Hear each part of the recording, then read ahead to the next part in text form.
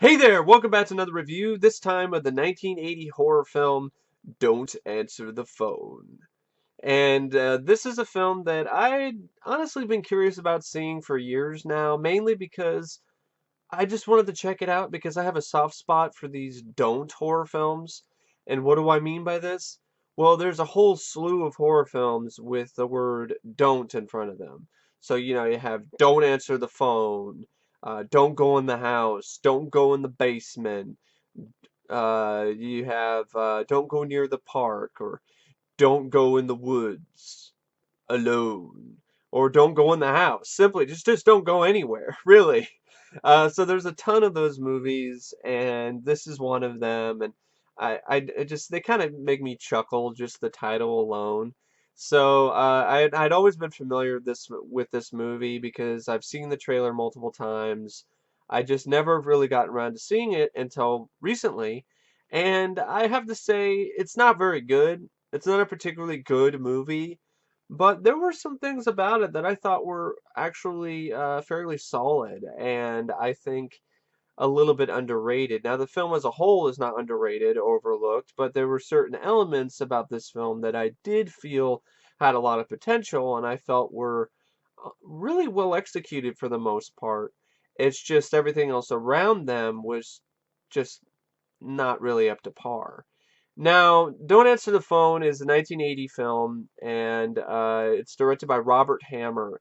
And Robert Hammer, I don't think he really went on to do that much after this.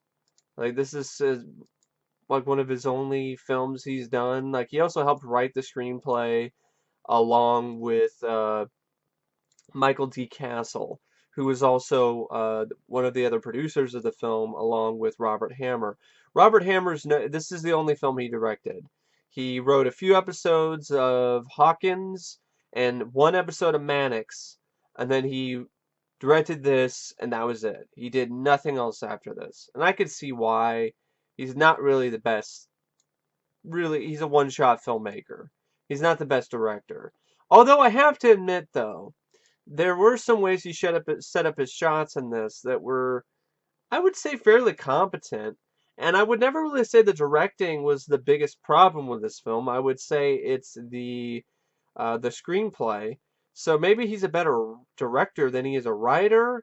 I don't know. Although there were some choices he made directorial wise that I thought were a bit questionable. But for the most part, I thought, the direction wasn't really that much of a problem. I've seen directors who have gone on to do multiple films that have done worse jobs than Robert did with this movie. So I guess maybe he just didn't want to do it anymore or whatever. But he definitely showed some sort of talent behind the camera. It wasn't like a mind-blowing talent. It wasn't like, oh man, this guy is a natural or anything. But I think if he had a little bit more films under his belt, I think he would have improved as a director. Or maybe not. He might have regressed. Who knows? You never really know until you see someone else direct another film, and he just really never went on to do anything. It stars James Westmoreland as Lieutenant Chris McCabe, Ben Frank as Sergeant Hatcher. These two were the biggest problems that I had with this movie, other than the script, because they were tryhards. And what do I mean by that? Well, they were trying hard to be so cool and so hip, and it was just painful to watch. And I didn't really buy that these two actually had genuine chemistry. James Westmoreland is a complete block of wood. Uh, I mean, he makes David Hasselhoff look like an amazing actor in comparison. Ben Frank he was just trying to be the cool guy and comic relief, and I just didn't buy it. I don't understand why these two decided to take over the film after the first 20, 30 minutes or so, and then turn this movie that started out as kind of a precursor to Seven or Henry Portrait of a Serial Killer with its focus on it was focusing on the killer. It started out focusing on the killer played by Nicolas Worth, and then it turned into some really awful episode of Starsky and Hutch. I don't understand why I decided to go that direction. It was a huge mistake. Big mistake. Flo Lawrence plays Dr. Lindsay Gale. I thought she was okay, but her character was not very interesting. She was just this doctor. She was a psychiatrist, psychologist who has her own radio show. Her performance was, like I said, it's all right, but her character was just boring. And then you have Nicholas Worth, who plays the killer, Kirk Smith. And I have to admit this. I would say the film is worth it for Nicholas Worth. And I'm somewhat familiar with Nicholas Worth because I remember him, and he did a few other films after this. And I remember him more as like this sort of henchman type guy. And specifically, I remember him as Paulie from Darkman. And he was also one of the henchmen, one of Arcane's henchmen in Swamp Thing, the Wes Craven film. So he's been around. Sadly, he passed away a few years ago. So may he rest in peace. I think I honestly, after watching this, I think he was an underrated character actor who just really didn't get enough roles to really show how talented he is as a actor because people just didn't want to cast him because he didn't have the right look or whatever. I personally thought his performance in this was great. According to the trivia, he improvised a lot. He did a lot of improvisation for this role, and I think he just did and if he did a lot of improv here, he really did a stellar job. The scenes, whenever Nicholas Worth was on the screen, I was drawn to what was happening, and I couldn't take my eyes off the screen. He was a very intimidating, powerful presence, and that's why I really truly feel that this film should have been more like Henry Portrait of a Serial Killer, and should have focused on the killer and followed the killer around from his perspective during his killing spree. But no, it decided to become some really lame, dated buddy cop movie, and with very sudden shifts in tone that just make the entire film just makes it really uneven, very uneven. There's scenes that look like they're straight out of a madcap screwball drug comedy in this that just have no that don't that happens directly after somebody gets strangled. It just really it's it's not very well put together. The print I also saw on that I found online. It's the print that you see on the most recent Blu-ray or DVD from Scorpion, and there were some serious sound issues. Like you can hear all this static in the background, so that made it kind of hard to watch because of the static and because of the poor sound quality. The picture quality in it was all right for a film this old, but in particular, at least the Scorpion release is the uncut version. The original release from Rhino on DVD is heavily cut. So if you find this DVD on DVD or you're curious about this movie, you want to add it to your collection, don't get the Rhino edition because the Rhino home video release is heavily cut. The blood and gore and nudity is all cut out of the film, so that makes the film lose its impact. The film features a score by Byron Allred that I actually liked. It was this type of, you know, electronic synth score that was I really for the most part I really enjoyed. I mean, there was a few tracks here and there that weren't that great, but there were other ones that I thought added to the film and gave it this seedy atmosphere that I definitely did appreciate. And the other elements, I mean, yeah, cinematography by James L. Carter. Really, cinematography in these type of films is not really much to write home about. The editing by Joe Feynman was fine, I guess. It was okay. There wasn't anything about the editing that I would say was really terrible. Um, there's also a few other actors and actresses that were in the film. Denise Galik plays Lisa. Pamela Jean Bryant played Sue Ellen. But other than that, there's really not a lot of. Pretty much, it's just James Westmoreland, Ben Frank, Flo Lawrence, and Nicholas Worth. And yeah, the film starts out with a really creepy scene of Nicholas Worf alone in his bedroom or something, and I think he's like praying or something, but he's definitely not all there in front of a cross, in front of Jesus on a cross, and it's a very unsettling sequence. And the film starts off and it grabs you. It grabs you. You're like, oh man, all right, we're following this crazy killer around. Good performance by Nicholas Worth. Okay. He plays a former Vietnam vet, an amateur bodybuilder, and porno photographer named Kirk Smith. So yeah, he takes porno photos, and that's another thing that adds to this film's seedy atmosphere and its feel. And he stalks the streets of Los Angeles, picking up young women and strangling them, and he sexually abuses their dead bodies. But you really don't see the rape or the necrophilia. It's insinuated, but you don't really see it. So I got to give the film credit for that. It didn't really go there. It didn't need to. The strangling scenes were intense enough because Nicholas Worf was just like I said, he was a very powerful presence. He's this big, burly guy, and I bought that I bought that this guy was crazy, like really out of his gourd, completely insane.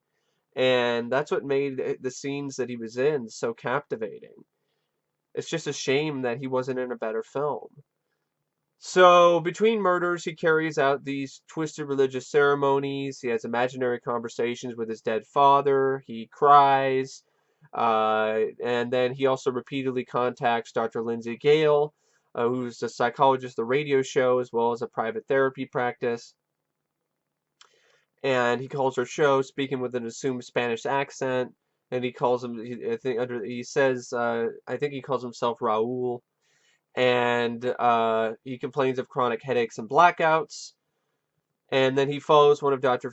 Gale's female patients home from her therapy session, and he tortures her and kills her. He then murders a prostitute while on the phone with Dr. Gale's show, forcing Dr. Gale to listen to the victim's cries. So yeah, it's unflinching. These scenes where he goes in and murders people is unflinching, and it's genuinely tense.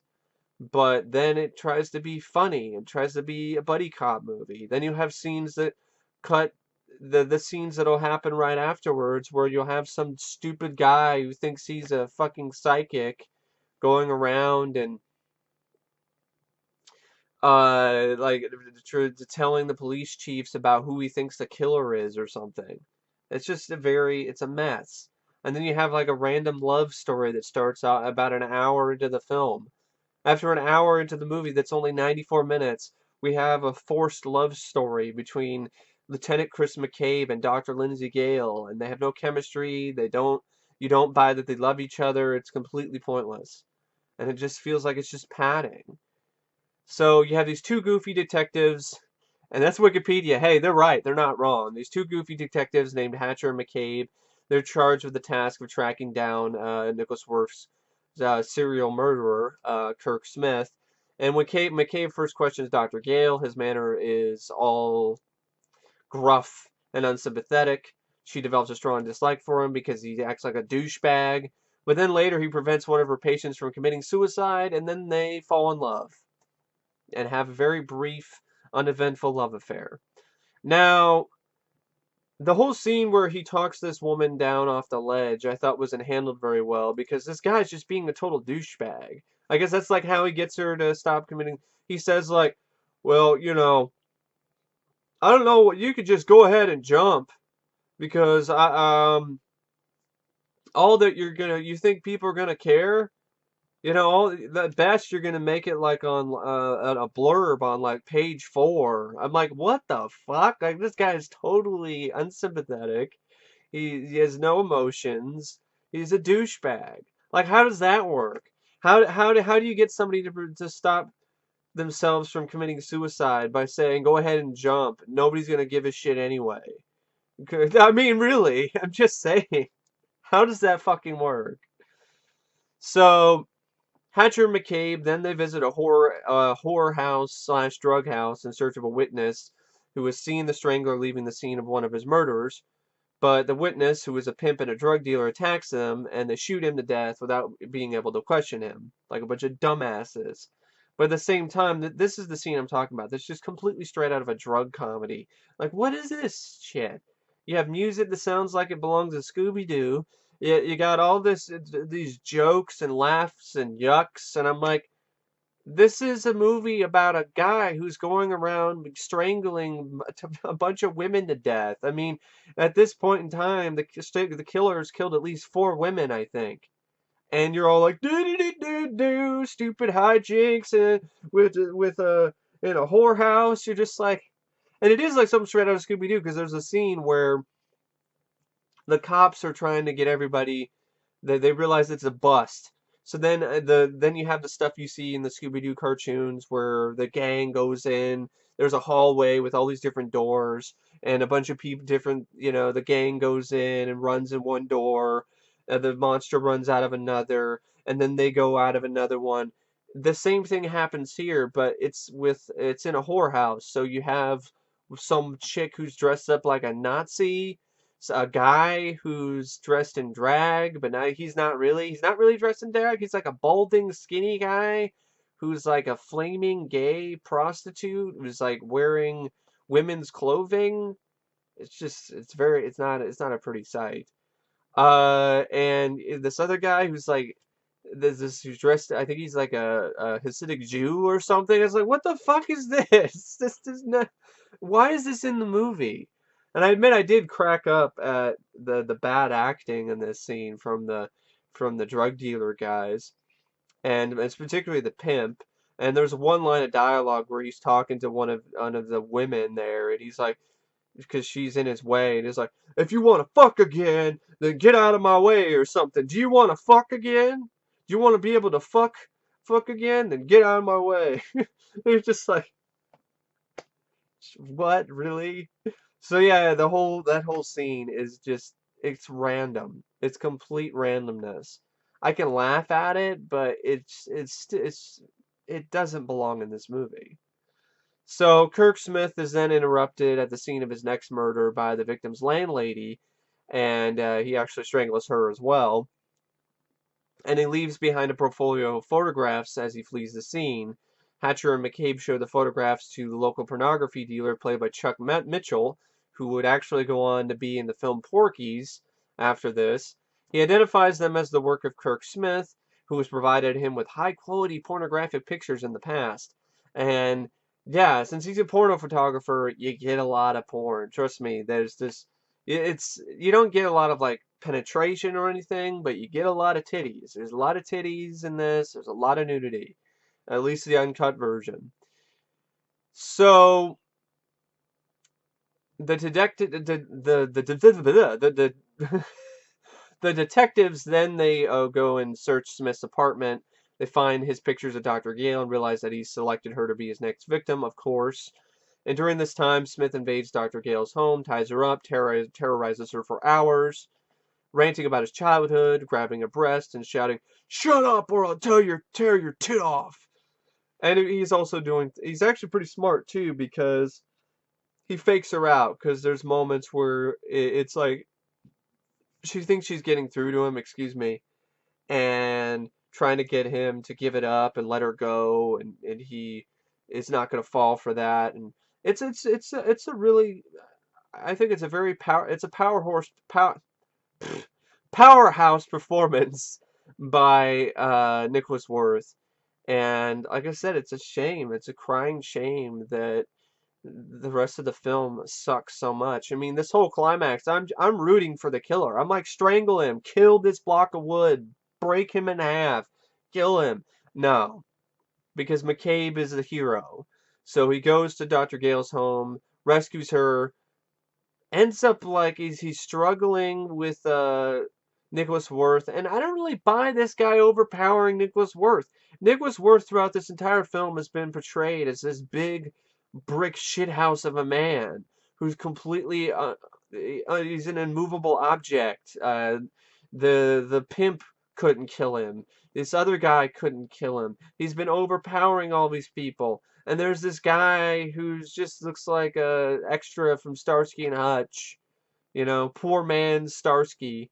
You got Sharsky and Butch, or and they're going, and Sharsky over here overpowers the killer and ends up shooting him because this is a really awkward scene. Like they're struggling, and he pulls out his gun and then shoots him, but then the killer isn't dead right away. And then this is where you get like weird directorial choices because for some reason the director decided to he decided to make this when the scene when Nicholas Worth's character gets shot. He decides to shoot it from the like a point of view perspective. Like he shoots it as if the audience is looking at the killer while he's being shot from behind. It's a very strange shot and it doesn't really work.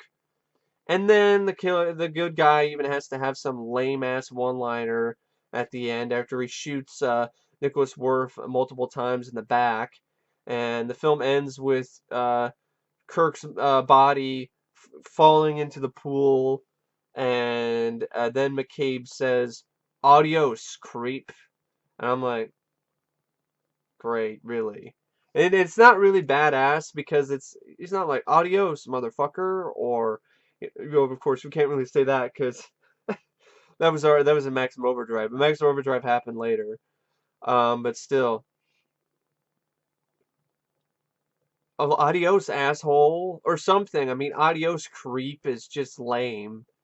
That's like something. It's like they had two different scripts. They had one that was for an R-rated, nudity-filled movie about a strangler, and then they had some Starsky and Hutch episode that was never made, and then they combined them together, and it just doesn't work. It doesn't, and it's just a lame. It's a fitting way, a lame one-liner to end a pretty lame movie, except for the performance by Nicholas Worth, some of the score, any scenes with Nicholas Worth I liked. I have to admit. It kept my interest because of Nicholas Worth, and that's why I wouldn't mind getting this on DVD someday. I might make my own DVD-R though. It's not really a film that I probably watch over and over again, or really want to watch again anytime soon. But I wouldn't mind to have it for my collection for Nicholas Worth's performance. And the Scorpion release DVD and Blu-ray has some features and stuff that I think would be might be interesting. So, yeah, I wouldn't mind getting it someday for the right price for my collection. But overall, it's like I said, it's a fairly lame film. It's not that great, but there was some potential here. It was better than I thought it would be at sometimes.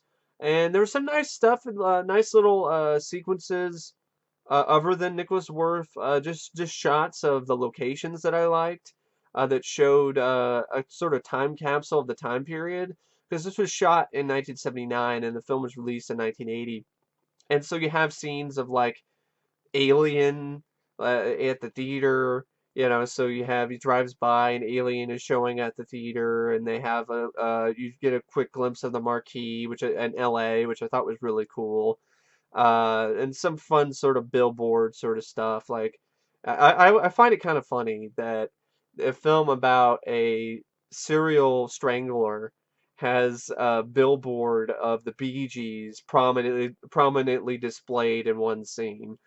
Um, but yeah, it is what it is. I'd say I've definitely seen worse, but it's your typical poor movie. It's your typical 2 out of 5 star flick. But it didn't really aggravate. It's not really a rant because it didn't piss me off. It was just, there were a little there was some missed potential with the character, with Kirk Smith, with Nicholas Worth's performance. And it was uneven in terms of its tone, and the script could have been better. And there really weren't any likable or interesting characters other than the killer. But it's just not enough. There's not enough there for me to really get pissed off about or anything. But a little bit disappointing considering it started off pretty strong, and then it became some really lame buddy cop wannabe Starsky and Hutch episode. But yeah. Anyway, I don't know what else to say about Don't Answer the Phone except yeah. Thanks for watching my review, and as always, I will see you guys later. See ya.